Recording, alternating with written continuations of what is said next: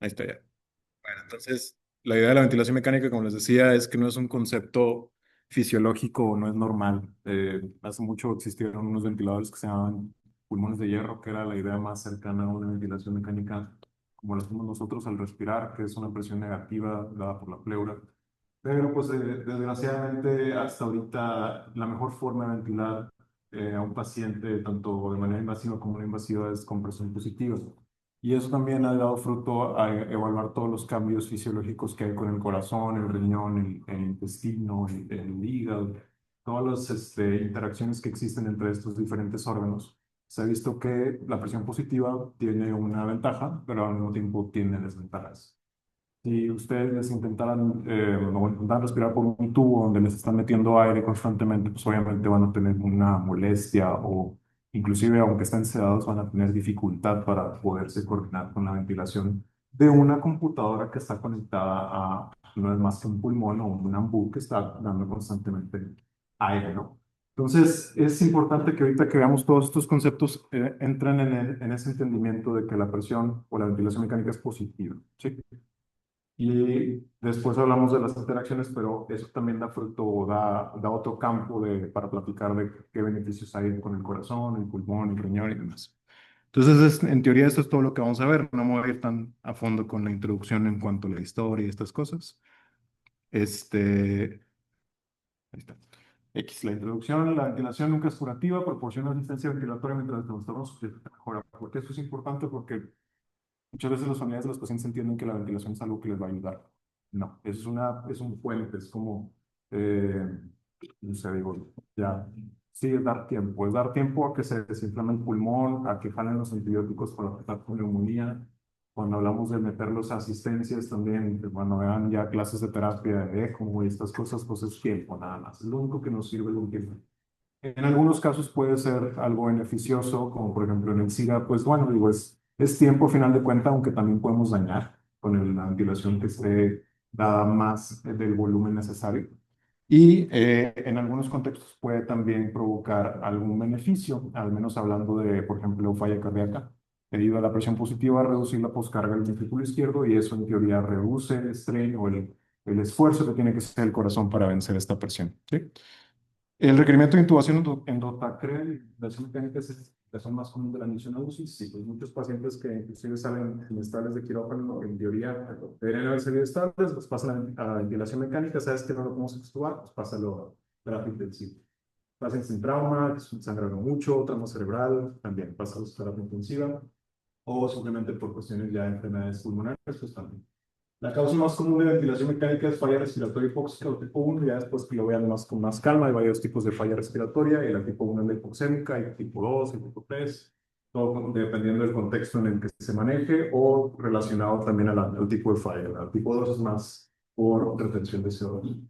Y la adicional a estos pacientes con falla respiratoria hipercánica, quienes tienen falla a la ventilación mecánica no invasiva, o sea, pacientes que tú metes a ventilación mecánica no invasiva, como edema pulmonar, como pacientes con EPOC, tienen retención de CO2, sabes que me falló, ya no tienen tolerancia, pues los meto a ventilación mecánica. Así, ¿sí?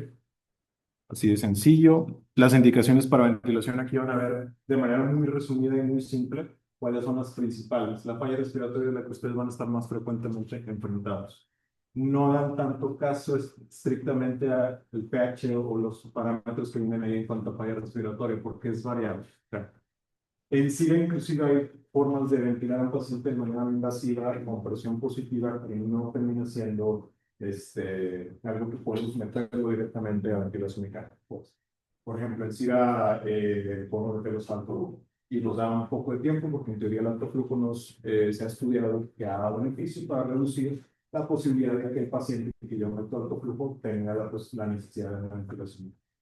Entonces, la taquimia, pues bueno, ahí es al momento de evaluarlo en tu terapia, lo que tú des de manera ya óptima. No sé, ya le dejé ventilación no invasiva con un CPAP y ya lo tengo parámetros utilizados, no estoy teniendo tanta sincronía, no estoy tan peleado con el ventilador y no mejora, pues bueno, igual ahí la taquimia sí puede ser un concepto o una variable que sí pueda estar de la hipoxia, pues bueno, digo, si lo tengo con puntas o lo tengo sin oxígeno y lo quiero intubar más porque tiene hipoxia, pues bueno, igual y si la indicación es que tiene falla respiratoria pues hay otras formas de ventilar o darle apoyo respiratorio a un paciente que no sea de manera invasiva. Entonces, igual en el contexto de SIRA, lo metes a alto flujo, lo metes a un PO2 de 100, un alto flujo con un flujo máximo de 60, y pues bueno, te da un poquito de chance, y ahí la variable de hipoxia debe estar dada por la optimización o el máximo beneficio que vemos con nuestros tratamientos no invasivos.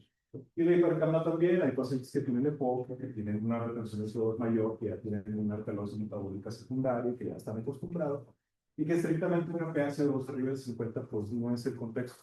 Ya hablar de cada patología, pues si quieres después lo vemos, pero es algo que en teoría tenemos que poner más atención. El trabajo respiratorio, que eso lo podemos definir con la frecuencia de la que recibe el paciente. La hipoxia, que es la falla del tratamiento optimizado de oxigenoterapia, igual que la hipercapnia, que habla de ventilación, y el pH, pues bueno, la acidosis respiratoria, ya los pacientes que tienen una acidosis respiratoria crónica ya están en teoría controlados o ajustados a una alcalosis metabólica que compensa, ¿no? Pero cuando ya la acidosis es extrema o se acompaña de otro tipo de causas de acidosis fuera de la respiratoria, como la metabólica, pues bueno, ahí sí puedes considerar que sea una indicación. Y hablando de falla respiratoria, pues está la apnea, la parada respiratoria, pues es un paciente que está en paro. Hay pocos aspectos que pudiera decir, ¿sabes qué? Igual y esto no lo intubo. ¿Cuál sería uno de ellos? Que sería que recuperara o que tuvieras muy poco tiempo de recuperación. ¿Sabes que es una FBL o SFRL y ya tiene ad íntegro y ya recuperó conciencia? Lo puedo dejar así.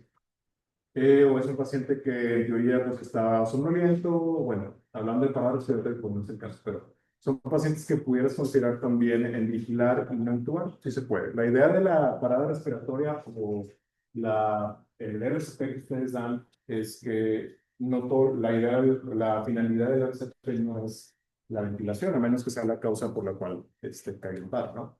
Pero no van a preocuparse en intubar. Yo sé que varios de ustedes han hecho intubaciones dentro del RCP y es muy bueno, pero no es la prioridad. Entonces, eso lo puedes evaluar después. Insuficiencia respiratoria aguda y crónica, pues cada uno tiene sus criterios. La oxigenación inadecuada, pues hablamos de varios tipos de hipoxemia, que eso ya es otro boleto. La insuficiencia cardíaca, la idea es eliminar trabajo respiratorio, sí. Ahí cuando digo indicaciones para ventilación mecánica, incluye ventilación mecánica no invasiva. Entonces, eliminar trabajo respiratorio te lleva un CPAP, sí. Reducción del consumo de oxígeno también. La idea de darle una ventilación positiva es que reduces la poscarga del ventrículo izquierdo y en teoría el consumo de oxígeno que tiene que tener el ventrículo izquierdo para poder bombear la sangre.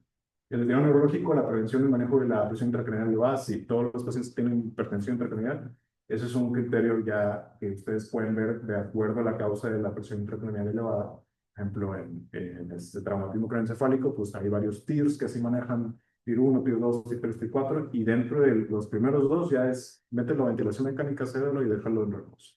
El Glasgow debajo de 8 eso es un criterio absoluto. O sea, si el Glasgow recupera, igual y lo ves inicialmente y sabes que era hipoxemia, ya le puse oxígeno y mejoró, igual y ahí puedes considerar no hacerlo. Pero pues ya un 8, un 9, pues la verdad es que mejor lo intubas por protección de la vía aérea y para valorar también obstrucción de vía aérea. Y la necesidad de intervención quirúrgica, y eso es importante que lo incluya, porque muchas veces los pacientes que no te recuperan en quirófano, que es la típica que implican los anestesios. Sabes que ya lo relajé, no tengo forma de revertir la relajación, se le puse recuronio, no hay Subamodex, no hay ningún otro inhibidor de relajante muscular, no recuperó ventilación, ya no tengo tiempo para que esté en recuperación, en el metro se lo van a aplicar, te lo va a pasar a pues, y muy probablemente sí van a pasar. Ahí no tienes que hacer varias maniobras para valorar si el paciente depende de una ventilador, porque en teoría nada más pasó en un contexto de que se iba a sedar, intubar para manejar vía aérea, para no cirugía. Pero ya cuando veamos winning o de ventilación, pues ya platicamos. Esos son los principales aspectos por los cuales manejar. Si voy muy rápido, me dice, ¿sí? La idea de la ventilación es asistir mecánicamente o reemplazar el proceso de la respiración espontánea. Igual las indicaciones ahí están, son variables, depende de cada paciente, pero son en general hipoxemia, todo lo que tenga que ver con ventilación, CO2 elevado, o la saturación que no mejore después de dar manejo óptimo. La protección de la vía aérea, lo que les platicaba, quemadura de la vía aérea, es una indicación absoluta, trauma facial inestable, deterioro neurológico, obstrucción de vía aérea, TCE, apnea y demás. Y las misceláneas, pues ya relacionados a procedimientos, sedación para procedimiento quirúrgico, las broncoescopías cuando requieren mucho oxígeno puedes utilizar ventilación mecánica con un dispositivo laríngeo, por ejemplo, una mascarilla laríngea, que nada más sería algo espontáneo, pero pues, estamos hablando de indicaciones de ventilación mecánica. Y una indicación es la sedación en un paciente crítico, que ya cada paciente crítico va a tener sus indicaciones. Y pues ya, eso me lo voy a saltar. Ahí está un perrito que le estaban dando ventilación con un fuelle. Esos son los inicios de la ventilación mecánica. La era de la medicina intensiva es importante que sepan que empezó cuando hubo ventiladores. Los ventiladores que les platicaba, que eran los pulmones de hierro, los de presión negativa, los que utilizaban para las epidemias de polio, que pues hasta creo que hace poco falleció el tipo que estuvo un ventilador de este tipo. Pero bueno, desde que empezaron los ventiladores de presión positiva fueron cuando empezamos a ver las áreas de terapia intensiva como diferencia del paciente crítico del cual no, ¿sí? Y ahora el estándar moderno de ventilación mecánica es con presión positiva, por sus beneficios, pero también tiene sus complicaciones. Ahí estaban hablando del pulmón de hierro, y esto es importante. Como les digo, la ventilación no es inocua, es una presión positiva que a final de cuentas, digo, cualquiera de nosotros va a sufrirla, estando sedado o no. Y cuando me refiero a estando sedado, es que tenemos estos conceptos de trauma o lesión asociada al ventilador, que es el BILI, Bladder Induced Lung Injury, ¿no? Entonces ha habido varios conceptos, de los cuales los básicos que conocemos es el barotrauma, que es el hecho de ventilar a un paciente con un volumen muy elevado. De ahí han salido milésimas de estudios que nos han ayudado a reconocer qué volumen es el necesario para tal o cual paciente, pero no es una receta de cocina. El volutrauma también influye en eso. El barotrauma es más el hecho de nosotros ventilar de manera positiva y de manera con presiones que llegan a ser elevadas, y el volutrauma es la cantidad de volumen que nosotros administramos que puede provocar lesión de pulmón. El atelectrauma es el otro extremo, el hecho de no darle una ventilación correcta, o cuando hablemos de PIP, de una presión al final de la expiración, el hecho de ponerlo en cero hace que el pulmón se infle completamente, pero regresa a un punto inclusive que llega a una ventilación que está prácticamente menor a la cual se empezó a inflarse. Entonces el atelectrauma es el hecho de disminuir la cantidad de unidades alveolares disponibles en la siguiente ventilación, por el simple hecho de que nuestra presión positiva no está ayudando a ventilar lo mínimo o lo básico que requiere el pulmón. Y de ahí han salido varios otros aspectos, dentro de los cuales el más reciente es el neurotrauma. Nosotros vemos, si platican con cualquier médico, de hecho está el doctor Marroquín, que fue residente en un lugar donde hizo medicina interna, allá en el Metropolitano, y él pues, se enfrentó a la pandemia de COVID junto conmigo y otros amigos, y vimos un chorro de estas cosas de ventilación mecánica a regañadientes, pero tuvimos que entenderlo. Pero es importante porque no siempre hablamos de presiones pico, presiones de Z, presiones de drive, y algo que ya se ha incorporado recientemente es la mecánica respiratoria o el poder mecánico. Y el poder mecánico es, si te dicen que corrijas un CO2 de un ventilador que está en 60 y lo tienes con frecuencia respiratoria de 24, y tú dices, pues agarras la calculadora y ahí está una formulita que te dice, súbele la frecuencia respiratoria tanto para corregir ese CO2. Te dice que le metas 36 respiraciones por minuto, porque eso es lo que hace el forma. Eso provoca lesión. El hecho de andar inflando, desinflando, inflando, desinflando, inflando, desinflando tan rápidamente en un minuto en un pulmón. Ese es el concepto de ergotrauma, se provoca poder mecánico. Al igual que existe un concepto de poder cardíaco, como ya vayan a ver eso en tabla, el poder cardíaco refleja los joules o la fuerza medida del corazón, que nosotros evaluamos de manera positiva o negativa para saber qué tan fuerte está el corazón. El pulmón también tiene un poder mecánico al cual se enfrenta. Entonces, eso también refleja la lesión o la cantidad de fuerza que tiene que hacer el pulmón para lograr esa ventilación.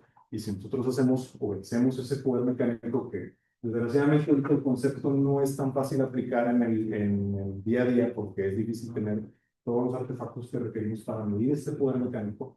Pero bueno, el entendimiento es que no ese tipo de ajustes, de que, bueno, pues lo va a subir a 36 respiraciones por minuto para que el CO2 me baje a 4. Entonces es algo que pues nosotros no respiramos a 36 respiraciones por minuto a menos que, digo, corramos un maratón, sí, ¿no? Pero un paciente que está respirando constantemente en eso, no lo vas a dejar 10 minutos nada más, lo vas a dejar 3 horas, 4 horas, quién sabe cuántas horas, 24 horas. Sí, entonces nosotros no vamos a respirar 24 horas seguidas con 36 respiraciones por minuto, y eso es parte de lo que refleja la lesión pulmonar por el poder mecánico, ¿sí? Consideraciones fisiológicas, el aire y la presión parcial de los gases, es algo importante saber que pues nosotros respiramos a un porcentaje de oxígeno del 21%, la mayoría de nuestro oxígeno que respiramos es nitrogenado y eso también nos ayuda a mantener el esqueleto o la fuerza o la apertura alveolar, ¿no? Nosotros si damos ventilación al 100% y es algo que también les han mencionado, la idea de mantener a un paciente ventilado al 100% durante más de 4 horas aumenta el riesgo también de lesión pulmonar, no solo por la hiperoxia y por los radicales libres de oxígeno, sino por el hecho de que barremos todo ese esqueleto de nitrógeno que hace que también a final de cuentas vaya a condicionar a telestrauma o a telestasis, pérdida de unidades alveolares ventiladas, ¿no? La presión atmosférica, pues también es una presión que va a depender también en la distribución de gases, pues van a ver también que se corrige de acuerdo a la altura que tengamos. Componentes de la vía aérea, hay varios componentes, el espacio muerto anatómico, el espacio muerto no anatómico, el fisiológico, ¿no? La difusión de los gases, cómo se distribuye a nivel alveolo capilar, la membrana respiratoria, el grosor de la membrana, cómo se difunden los gases a nivel de este epitelio, el gradiente de presión de oxígeno del ambiente hasta el tejido, la ventilación, los tubos, la ventilación alveolar, la difusión versus la convección en el espacio intersticial y la perfusión, porque también sabemos que hay patologías que no ayudan a la perfusión del pulmón, como la embolia pulmonar, y vas a perder unidades alveolares ventilables disponibles para el intercambio de gases. Es algo que, pues bueno, voy a irme un poquito rápido en eso. O sea, es importante que lo reconozcan, pero sinceramente a la práctica pues no es aplicable, pero para su entendimiento. Como les digo, el porcentaje que nosotros respiramos, el 21% es oxígeno, el 78% es nitrógeno, y esos componentes van a ir de acuerdo también a la presión atmosférica total y de acuerdo, pues, obviamente, a la altura del cerro, ¿no? Diferente a la de aquí, a la de Ciudad de México, a la de Saltillo y demás, ¿no? Hay unas diferencias que son muy relevantes en cuanto a la altura y pues un porcentaje de otros gases y de dióxido de carbono, ¿sí? Y la membrana respiratoria, pues es una membrana que tiene un grosor de 0.2 micras y que esta superficie pues, nos permite el intercambio de gases, que es en una superficie muy amplia, desde 70 a 100 metros cuadrados, y esto nos permite hacer una ventilación, pues la difusión de gases y todo esto, ¿sí? Eh, Todo el componente respiratorio implica que sepamos cuál es el espacio muerto. El espacio muerto es todo el espacio de la ventilación o pues sí, del espacio aéreo que no permite el intercambio de gases. Entonces, hasta los bronquiolos y dentro de los primeros bronquiolos respiratorios es cuando ya hay un intercambio gaseoso. Tenemos que saber esto porque es relevante para cuando utilizamos alto flujo, que entiendan que la idea del alto flujo inclusive al momento de intubar a un paciente, es que barran todo el espacio muerto anatómico por puro flujo de aire. Y eso nos ayuda a mejorar el distrés, disminuir el trabajo respiratorio del paciente. Y al momento de intubarlos, les da más tiempo para intubar a un paciente. Sabemos que tenemos que hiperventilarlos, pero es diferente intubarlos con una ventilación previa con alto flujo a con simplemente una mascarilla, ¿no? Entonces, les da más tiempo porque barran todo ese espacio muerto anatómico, las fosas nasales, el espacio nasofaríngeo, el orofaríngeo, los bronquiolos, los bronquios y demás, ¿no? Y pues esto se va reduciendo en cuanto a tamaño y en cuanto a diámetro hasta llegar a las unidades alveolares que son de intercambio, ¿sí? Y pues bueno, ahí lo importante de este diagrama es que todos estos conceptos de ventilación no son, no simplemente estamos ventilando el pulmón, suena raro, pero es una interacción que nosotros hacemos hacia otros órganos. Existe un síndrome cerebro-pulmón, que es un SIDA asociado a inflamación en pacientes que tienen traumatismo craneoencefálico severo o lesión neurológica severa. Tenemos un síndrome, bueno, una interacción corazón-pulmón, los que mencionaba que era pues, la reducción de la poscarga del ventrículo izquierdo. Tenemos un síndromes también pulmón-riñón, que también están reflejados en cuanto a si la lesión renal conduce simplemente a edema pulmonar o si provoca inflamación total. Y también pues, otras interacciones que sabemos con vía digestiva, hígado, todo lo que es un invexus o en ultrasonido, infección, ¿no? Es importante que lo sepan porque pues, es algo que les da a entender que no es algo inocuo, lo que les estaba mencionando, pero que también sepan que van a afectar a otros órganos, ¿sí? En los pacientes con lesión cerebral severa sabemos que la presión positiva puede condicionar un síndrome compartimental a nivel torácico, que si además le agregas un compartimental abdominal, puede comprimir el sistema nervioso periférico y eso te quita ese esa forma de drenaje de líquido cefalorraquídeo que te ayuda a reducir la presión intracraneal. Por eso es importante que lo uses. La fisiología respiratoria está dada por varias presiones. La presión alveolar, que es lo que nos da prácticamente, que nos dice en el ventilador, la presión meseta, es una presión medida en promedio de todas las unidades alveolares que están ventilando. Y esa está dada por, bueno, la presión transpulmonar más bien está dada por la presión alveolar menos la presión pleural. Nunca nadie menciona la presión transpulmonar porque no es tan reconocida hasta el momento en el que trabajas con ella. Es difícil medirla, ¿por qué? Porque ¿cómo mides la presión pleural? No puedes ponerle un catéter ahí, no sé, le pones una CIP, le pones un catéter para medir la presión, pues no te para eso. Le tienes que poner una sonda nasogástrica que tiene una forma de medir, es prácticamente una sonda de balones como la que utilizan para hemorragia variceal, pero sirve para medir la presión del esófago y eso te da un equivalente de un subrogado de la presión pleural. Y eso te da, teniendo en cuenta la presión transpulmonar. ¿Y por qué es tan importante? Porque la transpulmonar es la que en realidad nos da el riesgo de lesión pulmonar. Nos centramos mucho en la alveolar porque es la más fácil de medir, porque conectas el ventilador a un tubo, a un paciente y tienes un circuito del cual pues mides una presión. Y ya, eso es lo que nos ayuda.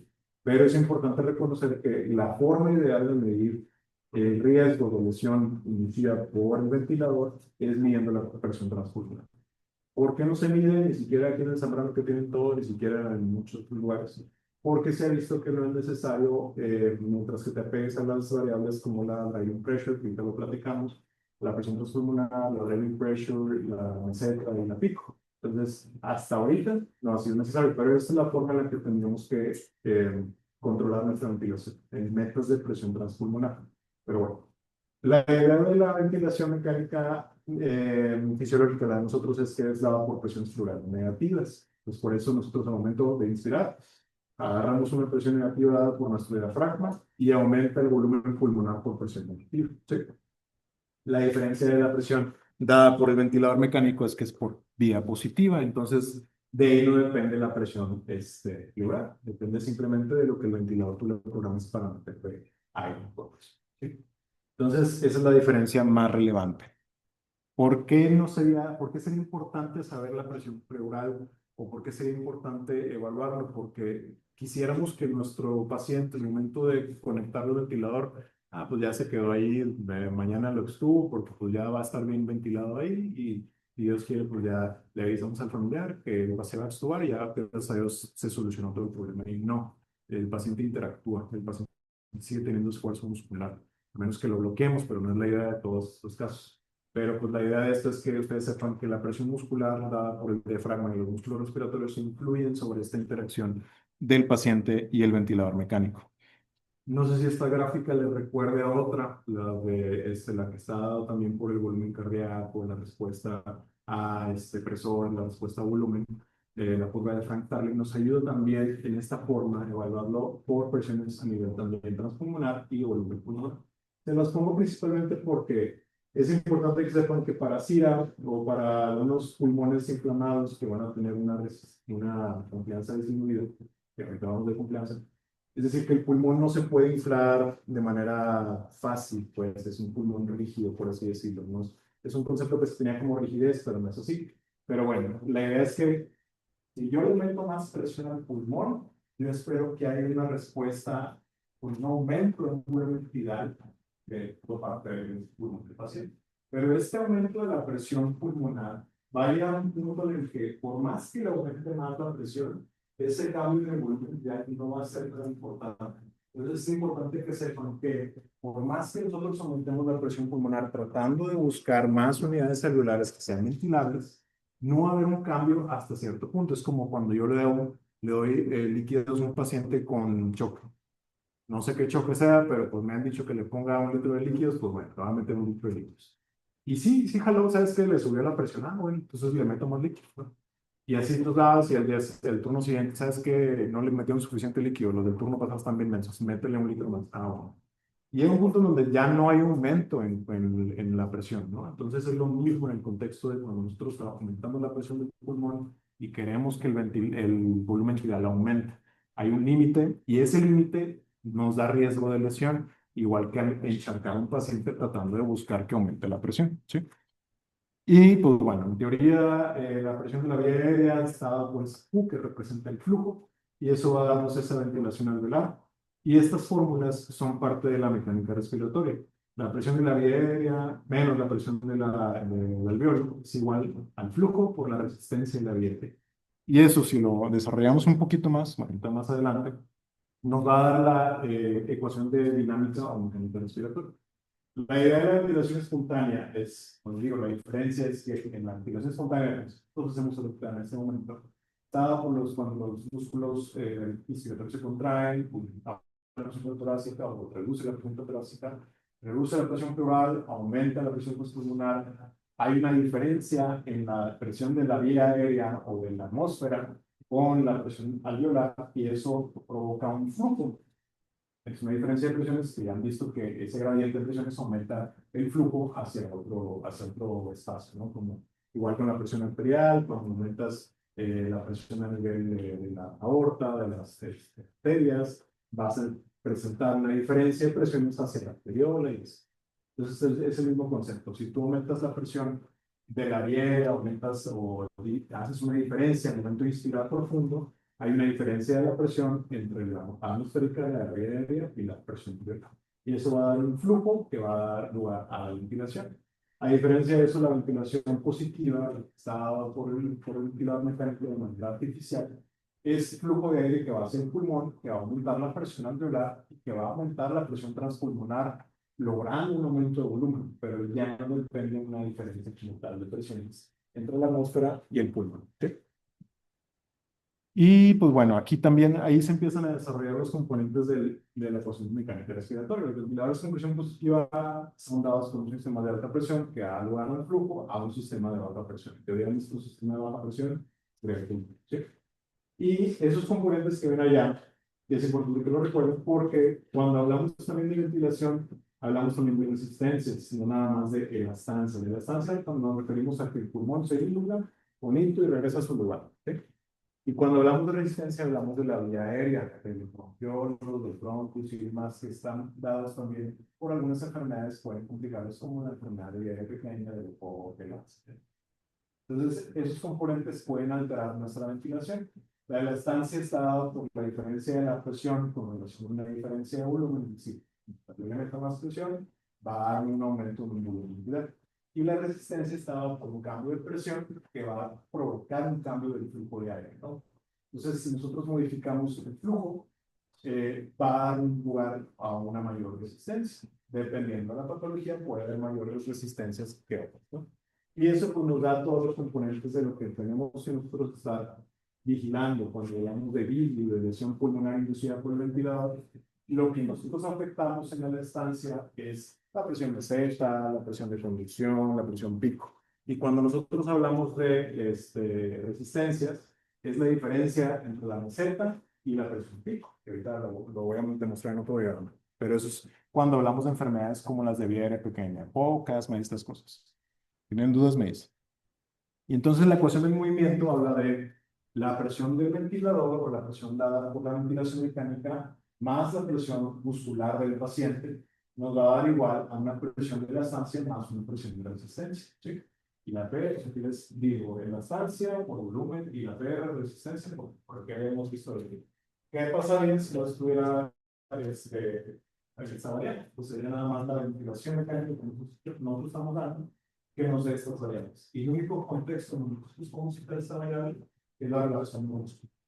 Ya sabemos que la relación neuromuscular no es lo mejor, se puede aplicar en algunos contextos específicos, pero si tú metes a un bloqueo neuromuscular a un paciente, desde las 4 horas ya le estás dando riesgo de que esto provoque una atrofia muscular, provoque, al igual que el resto de las terapias que estás dando, el riesgo de que falle en tu primer intento de extubación. Entonces, los contextos o los conceptos para nosotros bloquear completamente un paciente, pues nada más es en quirófano y en SIDA, si acaso. Y cada vez estamos tratando de reducir la necesidad de tener que bloquear a un paciente en SIDA.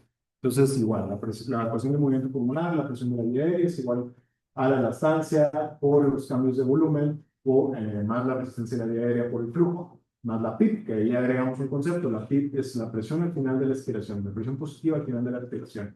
Es lo que les mencionaba que condicionaba el riesgo de teletrauma. Entonces, aquí vemos todos los conceptos que vamos a estar implicados en el teletrauma, hablando de PI. En el astancia y resistencia, hablando del barotrauma y hablando del bolotrauma. ¿Sí? Y lo único que no está tanto ahí es el ergotrauma, que pues nada más tendríamos que agregar el concepto o la variable de la frecuencia oscilatoria. Pero eso ya no. ¿Sí? Entonces, eso es muy importante al momento de evaluarlo. Es algo que me interesa que entiendan más que se memoricen la fórmula. No sirve de nada memorizar esta fórmula, pero es importante que sepan que la presión de la vía aérea, que es la presión meseta, está dado por esos contextos, estos conceptos. ¿Sí?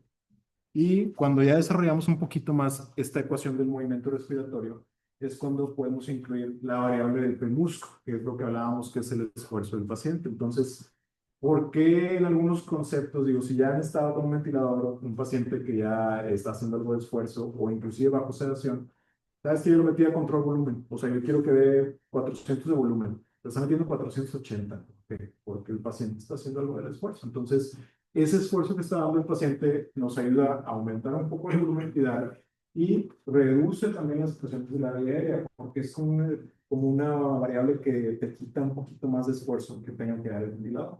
Y eso es bueno hasta cierto punto. Obviamente, si es un paciente que tiene SIRA y que ya está haciendo esfuerzo y te está aumentando las presiones y te está alarmando el ventilador y trae frecuencia de 40, pues bueno, ahí está bueno. Pero si es un paciente que ya estás viendo la posibilidad de que despierte y lo subes, pues ahí está. Entonces, igual la misma formulita, igual el mismo diagrama, y ahí desarrollamos todas las formulitas por cada una de estas ecuaciones. La ecuación de la ley de Ohm, que nos habla de esos cambios de flujo, la ecuación de la resistencia al flujo de aire, pues todas estas ecuaciones. Lo más importante son las cuatro de abajo, la ecuación de la presión de la vía aérea, que es lo que les mencionaba, la ecuación transpulmonar, la ecuación de la estancia, que es prácticamente la que está dada por la elasticidad del pulmón, es lo que nos da la presión de la vía aérea. Y al mismo tiempo, la presión transpulmonar está dada por la presión alveolar menos la presión pleural, que la presión pleural no la podemos medir hasta que metas un catéter y eso. Y la ecuación de la presión elástica del sistema respiratorio está dada por el volumen por la distancia. Y esto se puede desarrollar todavía en otras formulitas, pero son irrelevantes para ustedes.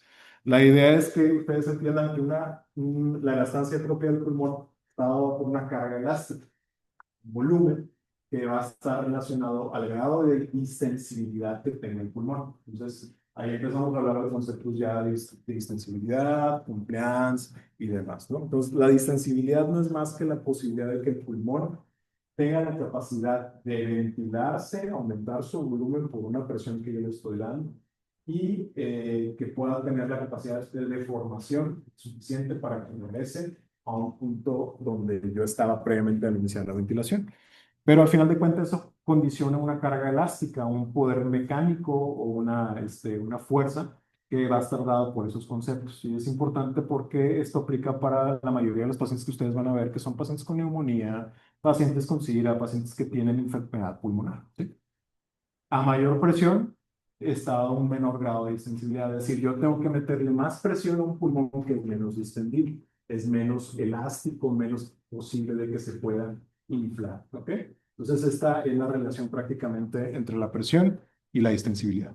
Pero si yo doy más presión, doy en teoría más volumen, hablando de un pulmón que sí sea más distendible. Por eso es importante que recuerden la curva esta que les ponía, que es parecida a la de Frank Stallman, y mientras yo dé más presión, en teoría tengo que buscar esa parte de la curva que es más vertical, donde yo espero que haya un volumen ideal aumentado. Pero si estoy en la parte de mero arriba, donde le aumento mucho la presión, pero tengo un aumento de volumen ideal mínimo, pues ya estoy cayendo dentro del riesgo de lesión pulmonar. Entonces, esa es la importancia de que ustedes sepan estas variables.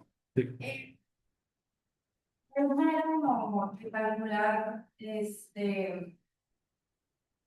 ajá, o sea, o de identificar cuando ya estoy llegando a la meseta, o nomás cuando en ese momento me voy a dar cuenta. Bueno, cuando ¿quién fue tú no estás en terapia? Pero bueno, no recuerdo que habláramos de esto. No te lo puedo poner. Sí hay forma, pero en teoría ocuparías este catéter que te digo, que es ponerlo por el esófago y medir las presiones, que eso nos puede dar la presión transpulmonar. Ya. Es otro parámetro que podemos buscar en el mundo ideal. Te digo que no es algo que sea aplicable, o sea, sí es aplicable, pero se ha visto que no hay mucha diferencia que simplemente pegarnos a la driving pressure debajo de 15, más los otros conceptos de presión meseta, driving, hiperoxia, presión pico no máxima de 35, estas cosas. ¿Sí? Entonces, sí sería una mejor forma de nosotros guiar nuestra ventilación, meterle una sonda que mida la presión esofágica, pero ya viéndolo en el contexto general aplicable, pues una cosa es la teoría y otra cosa es la aplicación clínica. La aplicación clínica nos dice que no es necesario, pero sí, lo mejor es meterle ese manómetro de presión esofágica y medirlo de acuerdo a presión transpulmonar. Sí, eso sería lo mejor. Sí. Pero entiendo yo, o sea, bueno, evidentemente no es el mundo ideal y tampoco es, o puede hacer el proceso, pero se puede graficar eso. O sea, digo, yo tengo lo pongo por presión, voy subiendo la presión, y voy viendo cuánto ya le está aumentando. No sé si se puede aprender este respecto. Sí, de hecho es la forma en la que nosotros, bueno, que los estudios empezaron a hacer, la forma en la que el pulmón en el SIDA es el prototipo de enfermedad de este tipo de contextos de bisensibilidad complejas y resistencia no tan sí, es el SIDA. Entonces el SIDA, hay un punto en el que nosotros utilizamos medidas de protección pulmonar, pero esas medidas de protección pulmonar implican que a veces algunos días sea poquito. 400, bueno, menos, 300, 200. Nosotros ventila 200, 300. La mayoría de los libros dicen que nosotros ventilamos un volumen de 500, pero nadie ventila al mismo volumen de acuerdo a los diferentes pulmones. Mis pulmones son diferentes a los suyos, a los de muchos otros personas. Entonces, la idea de los estudios que se hicieron en CIRA fueron en marranitos que los conectaron a un ventilador y les fueron aumentando la presión pulmonar de manera constante y lo fueron graficando. Entonces vieron que hay un punto de inflexión en la gráfica que va de lo plano a lo vertical, que ese es el punto negativo del riesgo de electrón. ¿Sí? Y el punto positivo, donde está cercano a la gráfica que vimos, que es esta que parece la de Frank Starling, donde ya empieza a provocar menos volumetridad, es el punto máximo. Entonces, entre esos parámetros es donde inicialmente los estudios de SIDA empezaron a evaluar cuál es el mejor PIP para un paciente o el PIP ideal, que no existe un concepto de PIP ideal. Cada paciente tiene su propia ventilación en cada. Entonces se han quitado esos conceptos de PIP ideal, de hacer estos retos de PIP o retos de volumen para ver si el pulmón ventila mejor un volumen que otro. Casi siempre ya nos estamos quedando en puros aspectos de reducir la blood pressure, reducir o el presión pulmonar, reducir la presión meseta, que es la presión alveolar, y reducir la presión pito. Entonces, clínicamente hablando, es lo mismo hacer, es mejor, inclusive ya guiarnos la ventilación mecánica en SIRA de acuerdo a esos aspectos, que hacer toda esa gráfica que era engorrosa de ver qué volumen es el mejor para ventilar el paciente, ¿no? Obviamente no cayendo en el cero, o sea, no llegando a 100 mililitros. El único contexto donde pueden ustedes dar una ventilación pulmonar mínima es cuando están conectados a los pacientes que tienen SIDA, ¿no? ¿Alguna otra pregunta? ¿No? Y hablando de resistencias, el aumento de la presión, entonces ya sabemos que va también a aumentar la resistencia de la vía aérea. Si yo le meto más presión a una vía aérea que en teoría tiene su músculo, se debe relajar cuando nosotros utilizamos relajantes musculares, sedantes y demás. A final de cuentas, cuando tú aprietas en la parte final de una manguera, al momento de regar agua, y le aprietas para que salga a mayor presión, es el mismo concepto. Es un tubo prácticamente que conduce aire. Si tú aumentas la presión, aumenta la resistencia y eso aumenta en teoría el flujo. En algunos contextos puede que no, como en las enfermedades pulmonares de vía aérea pequeña, que es el POC, el asma, todas estas cosas. Y eso es lo que yo buscaría, que aumenta la presión y aumenta el, ¿no? Pero en el contexto de donde tenemos este diagrama o este esquema que está dado con una presión o una vía aérea más reducida, en vez de que la presión aumente el flujo, me aumenta la resistencia. Y ese es el prototipo de una enfermedad pulmonar de vía aérea pequeña, el EPOC y el asma. Y eso sería lo ideal. Yo le meto más presión y aumento el flujo de aire en las unidades alveolares. ¿Sí? Bueno, y ahora ya empezamos con las definiciones de volúmenes y demás. El volumen ideal es el volumen de aire en cada respiración, en cada inspiración, expiración, ¿no? El rate es la tasa de respiraciones por minuto. La ventilación mecánica por minuto es la ventilación total por minuto, que es dada por el entidad por la frecuencia respiratoria. El flujo es el volumen de gas por el tiempo y eso lo podemos modificar en algunos parámetros del ventilador. El tiempo inspiratorio es la cantidad de tiempo delegado a la inspiración. Nosotros podemos modificar también el tiempo inspiratorio. El tiempo expiratorio es la cantidad de tiempo delegado al vencimiento o a la expiración. Ese no lo podemos modificar porque la expiración es un fenómeno pasivo. Ese no lo podemos modificar por más que queramos. Depende mucho, obviamente, de nuestro paciente. Si está relajado, pues ahí sí pudiera modificarse de acuerdo. Sabes que yo quiero 14 respiraciones por minuto, pero quiero que inspire en un segundo. Ah, bueno, pues si haces la ecuación, pues te va a dar un tiempo expiratorio que yo controlé. Pero es porque lo bloqueé. No es lo ideal. Y la relación de inspiración-expiración es una relación entre el tiempo inspiratorio y el expiratorio. La presión inspiratoria pico es la presión máxima medida por el ventilador durante la inspiración. Y la presión inspiratoria al final, presión al final de la expiración, perdón, positiva, es la presión presente en las vías respiratorias al final de la expiración. Esa PIP es una variable que nosotros podemos modificar, pero al mismo tiempo puede estar alterada por la patología del paciente, como los pacientes que tienen asma y EPOC tienen una cosa que se llama autopip. Entonces, la autopip es toda esa presión que se quedó en la vía y en el alveolo por esa resistencia al flujo que entra pero que no puede salir, se empieza a...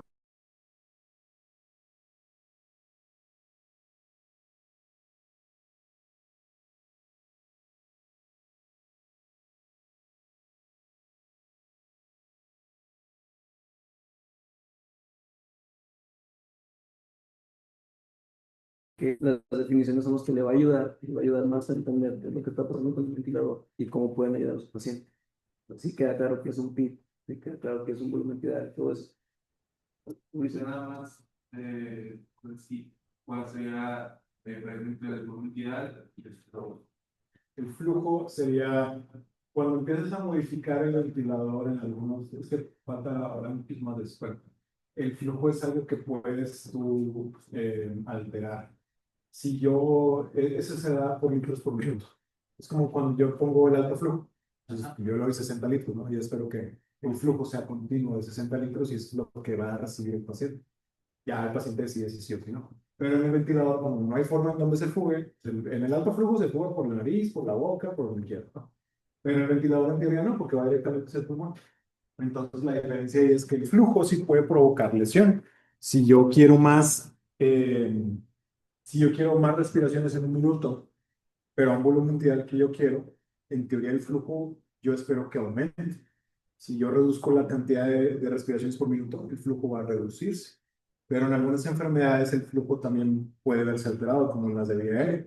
Entonces, en el asma, que está reducida ese conducto donde pasa el aire, pues yo puedo requerir que el mínimo flujo que yo le aumente en litros provoque una presión pico más elevada y eso te da condición a riesgo de enfermedad pulmonar o lesión pulmonar.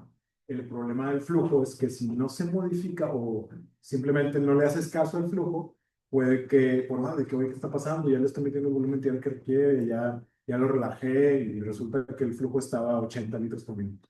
Y eso es lo que te estaba dando las presiones pico elevadas, la presión meseta elevada, toda la lesión pulmonar que estabas induciendo en el pulmón. ¿Sí? Y más o menos es difícil, a menos que lo que hubiera sido lo mejor es que tengamos un ventilador aquí para que vean cómo se comporta.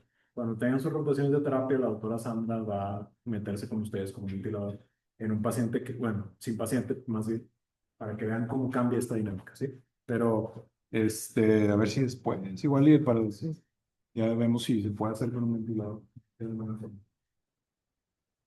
Chorro de parámetros, no se los graben completamente, solo quiero que entiendan algunos conceptos. ¿Por qué es importante diferenciar a los pacientes que tienen patología pulmonar de los que no tienen patología pulmonar? No todos los pacientes requieren una ventilación protectora, ¿sí? Los pacientes que salen de quirófano, los pacientes que están en quirófano, les vale, o sea, métele 400 o 600 y no va a pasar nada porque el pulmón ya está sedado, ya le metiste rocurona cuando lo intubaste, ya tiene todos los gases que están dando anestésicos, que eso también aumenta más bien la relajación muscular. Entonces, el pulmón va a inflarse sin problema. En algunos casos de, ay, ¿sabes qué? Pues le salió una motorax. Oye, pues le pusiste el catéter acá, ¿no? Seguro no es ¿le picaste? Pues sí, probablemente, pero muy pocas veces el pulmón en quirófano va a tener barotrauma, ergotrauma o lesión inicial por el ventilador, porque es un pulmón que está completamente relajado. ¿Sí? pero es importante que sepan que también hay cierto límite, por eso ahí les pongo. El volumen ideal en patología pulmonar y el prototipo, eso no es, bueno, ultraprotección me refiero al volumen de 4 mililitros químicos, ¿sí? La ultraprotección se maneja en pacientes que tienen ECMO, porque son pacientes que los podemos dejar relajados, ahí que el pulmón no haga esfuerzo hasta que se desinflama. Puede ser de 2 a 4 mililitros, pero es un pulmón que en un contexto normal pues no va a dar lugar a la ventilación correcta. Pero en pacientes con SIDA tiene que ser de 4 a 6, idealmente 6, porque mientras más te acerques al 4, menor ventilación hay, o sea, menor intercambio de gases, mayor retención de CO2. Y de acuerdo a qué por kilo es kilos de peso predicho. Y el peso predicho es una fórmula ya establecida por la ASNEP, que es una organización que tiene años en que se hizo sus estudios. Y esa es desgraciadamente la fórmula más, no es la más vieja, pero es la más cercana a evaluar el volumen que esperamos que tenga el pulmón para inflarse. Y está dada por esa fórmula. Ya, no, ya después que lo estén usando constantemente se la van a grabar. Eso yo me lo aprendí en COVID porque pues era necesario. Pero diferenciamos en cuanto a hombres y en cuanto a mujeres. Y es la talla, munición 52.4 por punto 91, más 25 mujeres, más 50 hombres. Esa es la única indicación que tenemos que tener en enfermedad pulmonar. Igual si no tienes SIRA, ya es entrar en otros temas que es definición de SIRA, pero bueno, un pulmón con neumonía no tiene SIRA específicamente. O sea, es como decir que no todos los pacientes con falla cardíaca tienen choque cardiogénico. Choque es pues, la presión, ¿no? Pero todos los pacientes de choque cardiogénico tienen falla cardíaca. Entonces, no todas las enfermedades pulmonares condicionan, digo, no todos los SIRAs son condicionados por enfermedad pulmonar infecciosa. Un paciente con neumonía sin SIRA puede ventilarnos en teoría a 6 a 8 mililitros por kilo de peso predicho sin problema.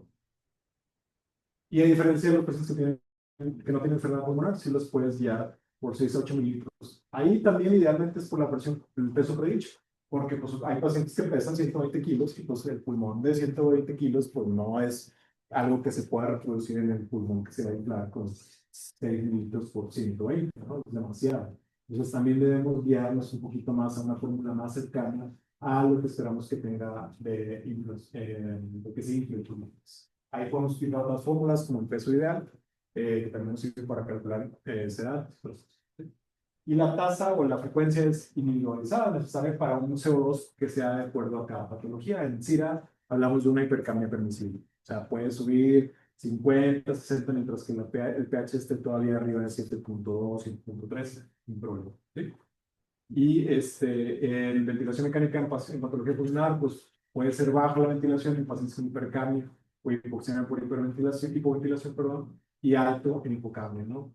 Cuando si yo le doy mucha ventilación en un minuto, pues va a condicionar que haya hipocamia o que haya reducción de CO2. El flujo es algo que mencionábamos ahorita. Si yo le doy 100 litros por minuto, el paciente se me va a hacer si hay más riesgo que pueda provocar lesión pulmonar.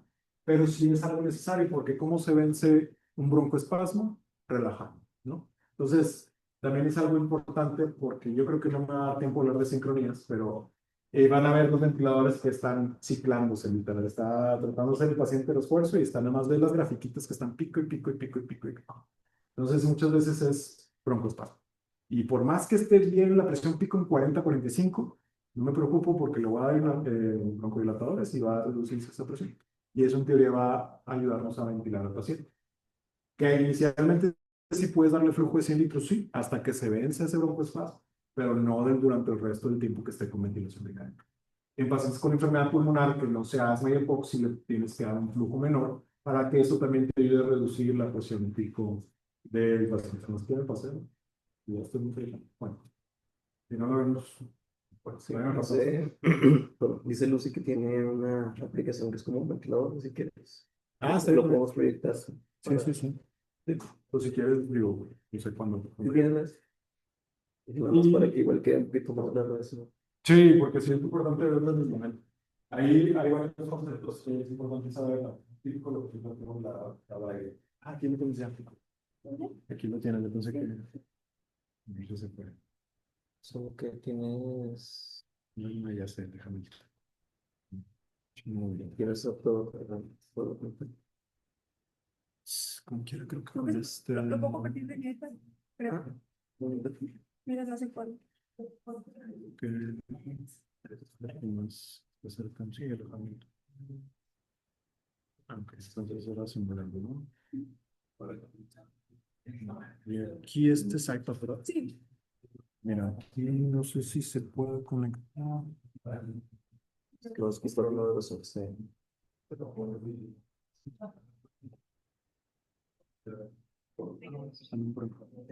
Podría ser. Nada más que te dé.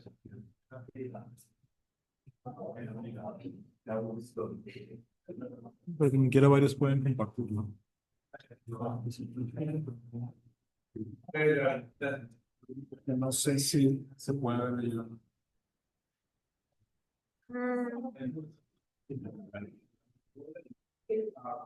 Que sí, porque en teoría sí, sí, sí. Déjame nada más me salgo de mi presentación. Ahí está. Entonces, quisiera poder ver esto. Ok, ándale. Entonces ya también pueden verlo, ¿no? Sí. Bueno, entonces, esta aplicación está bonita, para saber más o menos cómo se comporta. Aquí podemos ver varias variables, como el peso, que si es chiquito, que si es niño, que si es bebé. Pero vamos a concentrarnos en un hombre, un adulto o mujer, si ustedes quieran, con altura de 170, si vamos a dejar el número de variables. Y aquí, aquí les ponen pacientes que hay varios conceptos de ICSIRA que son pacientes no reclutables y reclutables. Pero bueno, vamos a hablar de un paciente. Y ahí vienen las resistencias también dadas por el pulmón y la compliance del paciente. Y eso, pues ahorita lo vemos en un concepto porque no es tan fácil ver un porcentaje, ¿no? Digo, no le dan mucho caso al porcentaje de compliance y metabolismo. Bueno, el metabolismo también va a ser algo común. ¿Sí? Entonces, aquí sería un paciente que está ventilado completamente por el ventilador, que no tiene esfuerzo. Entonces, bueno, ahí lo padre es que tienen una presión de CO2 que está dado con la vaporización. Aquí ya se nos está muriendo, ¿no? Entonces, el volumen tidal, como ven, tiene un volumen bien reducido, de 190 a 167, ¿sí? 200 si acaso. Si estamos guiados por esa altura que tiene nuestro paciente, si nosotros hacemos la formulita, tiene una altura de 170 centímetros, utilizamos la fórmula del adulto, 170 menos 152,4 por 0,91 más 50, en teoría 66 sería el peso predicho, ¿sí? Entonces 66 por 6, que sería el volumen tidal ideal que tendría nuestro paciente en SIRA, sería 396 o 400, ya resumiendo, ¿no? Eso es ahí, pues ni siquiera está llegando, yo creo que un 2 mililitros, 3 mililitros. Y aquí lo importante es ver qué podemos hacer para medir. En este caso nos está dando Guadalajara, nuestra presión baja, y la PETCO, que es la medición de la presión de CO2 en la vía aérea elevada. Sí, una presión limitada. Entonces, lo que yo puedo hacer en estos contextos, por ejemplo, ahí tenemos una presión pico de 30, que en teoría está dentro de los parámetros que queremos de protección, tiene que estar bajo de 35 idealmente. Tenemos una frecuencia respiratoria elevada de 22, 23, pero que puede ser suficiente para mantener nuestro intercambio de gases, pero aún así está teniendo retención de CO2. Entonces yo en teoría puedo modificar la frecuencia respiratoria o el volumen tidal para corregir esto y esto. ¿Por qué no me iría tanto en este caso por la frecuencia respiratoria? Porque vemos claramente que el volumen tidal que tiene es mínimo, no te está sirviendo para ventilar fácil. Entonces la respuesta idealmente sería modificar el volumen tidal. Y ahí podemos hacerlo modificando. En este caso es un paciente que está con...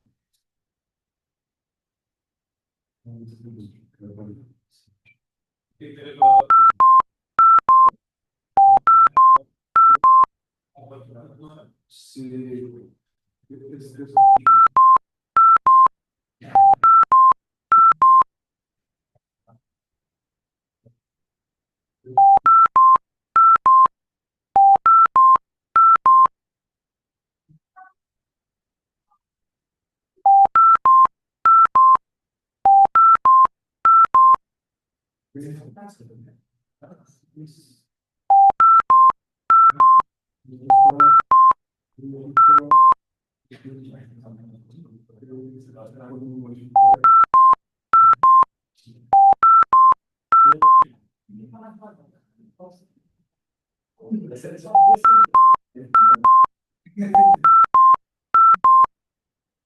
¿Qué haría primero? Si lo estás esperando a 65.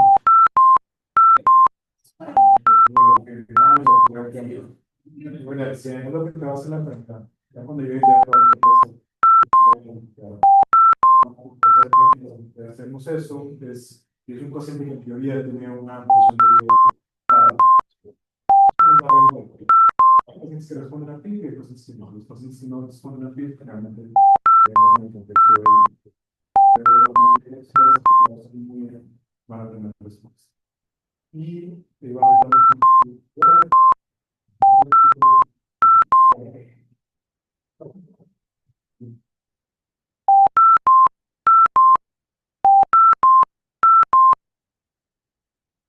estoy adelantando mucho porque hemos visto varios es que bueno, más allá de aquí.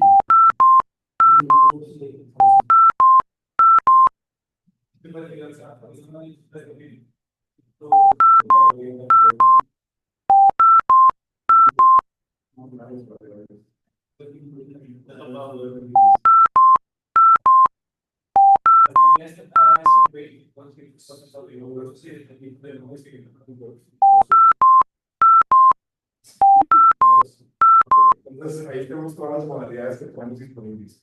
Aquí prácticamente es una modalidad que es un paciente que está prácticamente en asistencia o ya está haciendo la mayoría del esfuerzo. Lo ideal es controlarlo. Completamente descompensado, ¿no? Si lo ponemos en control presión, vamos a subir un poquito. Y lo que hay varios parámetros que podemos modificar.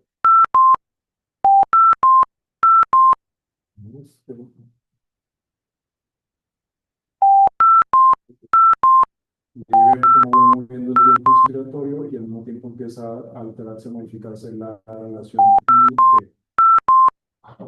Nadie ventila a un paciente con un tiempo inspiratorio menor a un segundo. Eso es inhumano. Por más que se quiera modificar una relación IE de 1 a 2, no lo hagan. O sea, si es si les da para un tiempo inspiratorio menor a un segundo, pues la verdad es que no es conveniente. Pues que vamos a poder modificar algo que ni siquiera hemos visto parámetros igual y me falta hablar de trigger y varios conceptos. La verdad es que están muy padres, pero yo creo que para fines prácticos ponemos lo básico y después Igual podemos agendar otra sesión para terminar de ver. sí, si quieres, podemos ver nada más lo de los parámetros bien rápido y ya. ¿Te parece? Porque sí, es la mitad de la presentación, literal. Y ya los mareé bastante. Entonces,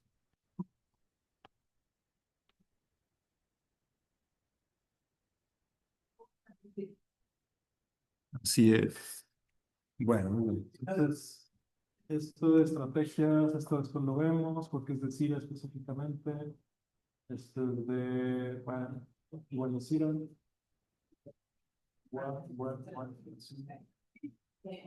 Vamos a hablar nada más de las variantes. Bueno, de entrada, para que sepan, hay varias modalidades y están dadas por una nomenclatura y una taxonomía, ¿sí? La idea de todo eso es nada más saber en qué variable o qué tipo de modo está vinculado. Antes no existía una estandarización o método para interpretar las formas de uno mostrarlas. Ya a medida que han salido varios conceptos, pues han permitido establecer qué diferencias hay entre cada modalidad o no. Entonces, para reconocer nosotros qué modalidad está, consta de 3 pasos. A ver.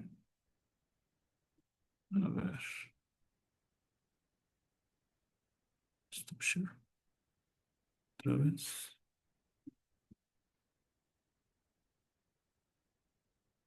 Ahí se ve ya. Ok. Entonces, prácticamente son 3 conceptos: identificar el modo, determinar la carga y diagnosticar la interacción paciente y ventilador. ¿Sí? Todo esto pues, nos da estas diferentes formas de ventilar a un paciente. La variable de control es siempre o presión o por volumen, ¿sí? La secuencia de respiración, hay varios conceptos, el CMB, el IMB y el CSB. CMB es prácticamente controlado, mandatorio.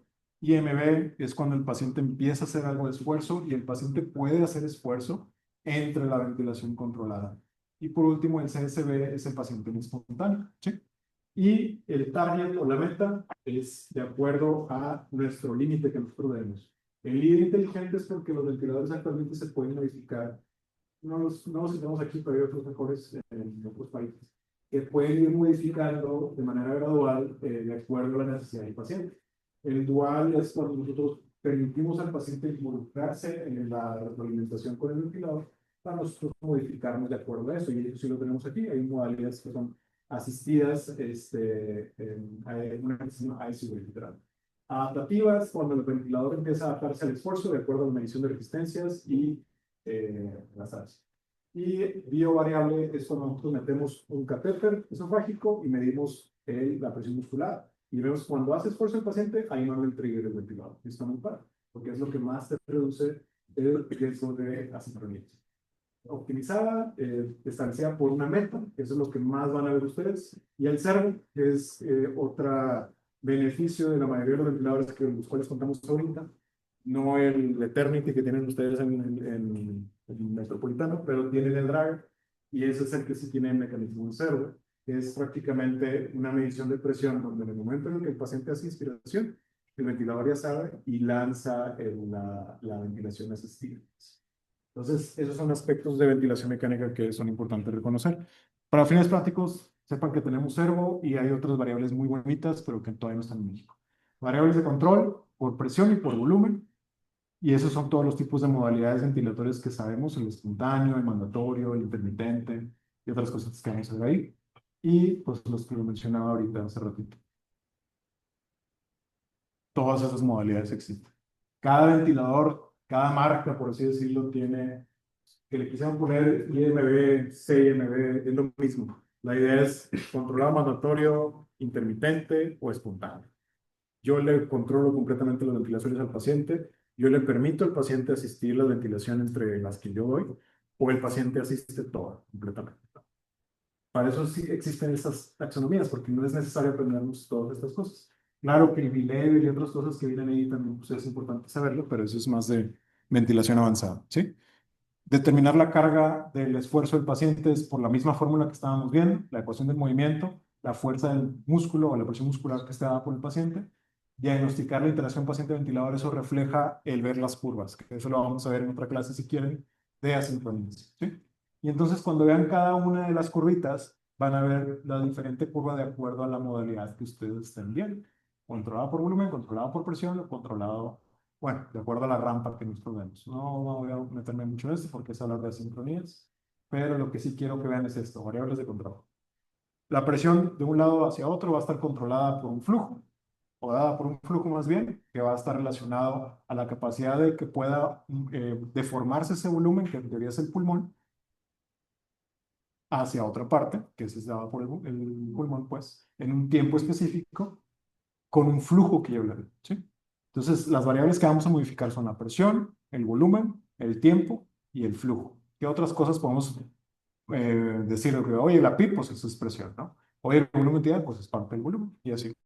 Pero esos son los conceptos o las variables que nosotros vamos a controlar, ¿sí? Las variables de fase son las variables que nos van a permitir qué límite le voy a dar al ventilador. El trigger es cuando el paciente empieza a hacer un esfuerzo, una presión negativa, cuando empieza a hacer algo de cambios en la mecánica respiratoria, tiene que respirar a una presión negativa mínima para que el ventilador le mande la ventilación, ¿sí? ¿Qué pasa con con los bloqueados neuromuscularmente? Pues son pacientes que no van a tener esfuerzo. Entonces ahí va a estar guiado por otros parámetros como el tiempo inspiratorio, ¿sí? Eso es el ciclado. Y el límite, si yo le pongo a un paciente por error una alarma que diga de que, oye, quiero que me avises, pero que pongas un límite de presión pico de 20, ¿no? Ya que se te va a empezar a ciclar lo mismo que les va a pasar con pacientes que tienen presiones pico elevadas por resistencias elevadas. Y la variable base es la que les digo que no se puede modificar. Desgraciadamente, la aspiración es un fenómeno pasivo, es un recoil elástico. Al mismo tiempo que se infla el ventilador, el pulmón o los músculos respiratorios tienen que dar esa relajación de manera gradual. Pero eso no lo podemos modificar por más que queramos. Las variables de fase estaba por el disparo, que va a estar dando nuestro trigger, nuestra ventilación de manera constante, el límite, que es la presión máxima que yo le quiero dar, la Pmax, que es el 35 o el 30, dependiendo de lo que ustedes establezcan, pero 35 idealmente. Y el ciclado es el fin de la inspiración. ¿Sabes qué? Yo lo quiero a tiempo inspiratorio de un segundo. Ah, bueno, a un segundo yo voy a acabar la inspiración, sea que el paciente quiso o no quiso, ¿no? O sea, los pacientes que ya están haciendo esfuerzo, por eso se andan peleando, de que, oye, es que yo quería terminar al segundo y punto uno, ¿no? Pero no, yo no te dejé porque yo quería que fuera un segundo. Oye, yo quería terminar antes. Entonces, eso es lo que da nuestras asincronías y cómo podemos verlas. Y por último, la variable basal, que es la aspiración, que es este retroceso elástico, que no vamos a poder verificar cómo se será. No le va a estar alterado este retroceso elástico, puede estar variable en los pacientes que tienen EPOC o enfermedad viaria pequeña, porque aumenta. Porque por el autopixelación. No estrictamente, pero todos los pacientes que tienen menor relajación de la vía aérea requieren más tiempo para sacar todo el aire que no tiene su ventilador, ¿sí? Entonces, eso pues, no lo podemos modificar, pero sí podemos alterarlo para que le ayudemos al paciente a respirar mejor. La variable de trigger es el inicio de la inspiración. Esto puede estar dado por el tiempo, que en este caso va a estar por la frecuencia respiratoria, en una variable controlada. Si yo no estoy controlando al paciente, si yo lo tengo asistido, no lo puedo modificar. No te va a dar la opción de modificar el tiempo inspiratorio porque eso no es parte de la modalidad que estás utilizando. Pero si lo estoy controlando y aparte el paciente está haciendo esfuerzo, entonces o lo cambio a espontáneo o le ayudo con una variable para que me pueda congeniar o ayudar a controlar lo mayor posible su respiración. Y hay modalidades nuevas que también nos ayudan en eso, pero pues es para la ventilación constante. Y la presión, que es el trigger, está dado a esta presión, puede ser por flujo y por presión. Generalmente los ventiladores lo manejan por presión. Menos 2 centímetros de agua es más o menos la presión que requiere esa diferencia de la presión negativa dada por el esfuerzo del paciente para detonar una ventilación. Y el flujo es lo que también podemos modificar, lo que decíamos de 20, de 60 a 100 litros por minuto. En los pacientes que tienen enfermedad viral pequeña, pues requieren a veces más flujo para tratar de vencer esa resistencia. Pero los pacientes que tienen enfermedad de elastancia reducida o completa reducida, como el SIDA, van a requerir un flujo menor porque el flujo también les va a condicionar mayor riesgo de lesión y presión pico. En todos estos casos, la presión y el flujo lo podemos ver en pacientes con ventilación asistida. Y eso también depende de un tiempo en el que responde el paciente. Por eso también es algo que forma parte del tiempo inspiratorio. Por último, la variable límite es el límite que yo quiero de la ventilación. Restringe la inspiración, más no finaliza, porque el paciente puede seguir respirando. Pero yo quiero, ¿sabes qué? Yo quiero, si lo tengo controlado por presión, pues tú puedes modificar la presión inspiratoria, no puedes modificar la volumetría. Entonces, si yo lo quiero por controlado por presión, yo modifico la presión. Yo quiero que él meta 20 centímetros de agua en esa ventilación, que en teoría me debe llegar a ese volumen que yo quiero. Si no, el paciente puede tratar de jalar más aire y eso se llama, ¿cómo se llama? El concepto en inglés. Pero bueno, es hambriento o starving, más bien, del paciente que está hambriento de aire o tiene flow starvation, que son pacientes que requieren más flujo y te lo están viendo, te lo están diciendo en las gráficas, pero tú no le das la suficiente presión al flujo que requiere. Y eso lo vamos a ver después si quieren en las entrevistas. El volumen es el controlado por volumen. ¿Sabes qué? Yo quiero que este paciente tenga 420 cc porque es lo que me dice la fórmula del ARFA que requiere para 6 litros kilo. Ok, pero yo ya llegué a los 420, ya ahí se acaba la inspiración. Si él lo hizo en un tiempo menor al que yo tenía establecido, no me importa, yo llegué a mi límite, ya es a donde yo tengo que ciclar la respiración. Y el flujo también puede modificarse. En los pacientes que tienen el flujo reducido o flujo elevado, podemos modificarlo para llegar a un volumen, a un flujo que requiere en la inspiración y que se cicla para eso, ¿sí? Entonces ahí vemos las diferentes gráficas donde vemos el de la presión, donde está una variable, un límite de presión, hay como 5, 30 por ahí, llega a este límite y ya, en el caso del volumen, aquí ven la diferencia, donde aquí la rampa puede estar dada de manera más rápida, porque aquí nada más modificamos la presión, pero en el volumen modificamos también el flujo. Entonces, llegamos a un volumen meta, pero el tiempo que tarde en llegar a este volumen meta se ve modificado por el flujo. El flujo yo lo aumento, el tiempo en el que llega al volumen ideal se disminuye. Si el flujo yo lo reduzco, el flujo del tiempo más bien que llega a esta velocidad va a aumentar. Eso es como podemos modificar nosotros el flujo de acuerdo a la patología del paciente. ¿Sí?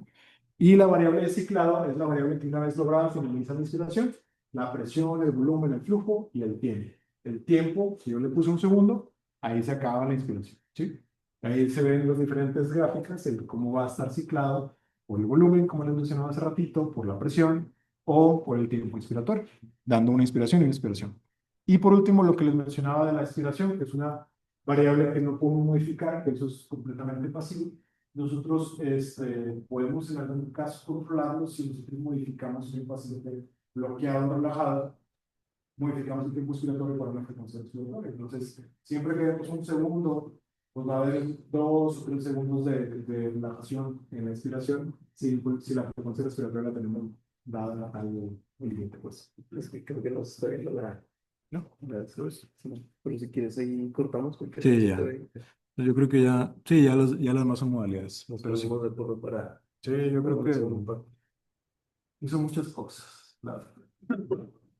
No hay forma de un básico. La mejor forma es verlo en el momento, o sea, con un paciente. Siempre que tenga, lo que les llegué a decir alguna vez a ustedes es que cuando me interconsultaban pacientes, les daba chance de un paciente jodido a la semana.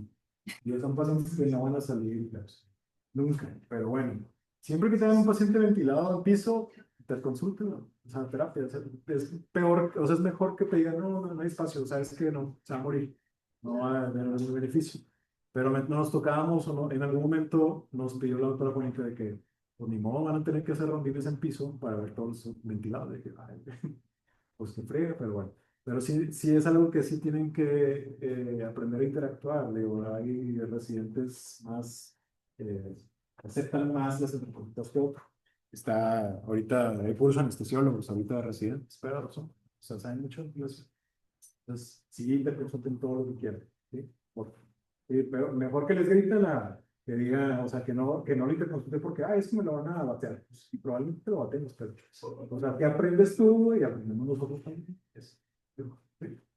Y bueno, pues lo que necesiten ya saben. Ahí les comparten mi número, artículos y eso. Y después, cuando haya tiempo, pues vemos lo demás. ¿Sí? Ya llegamos.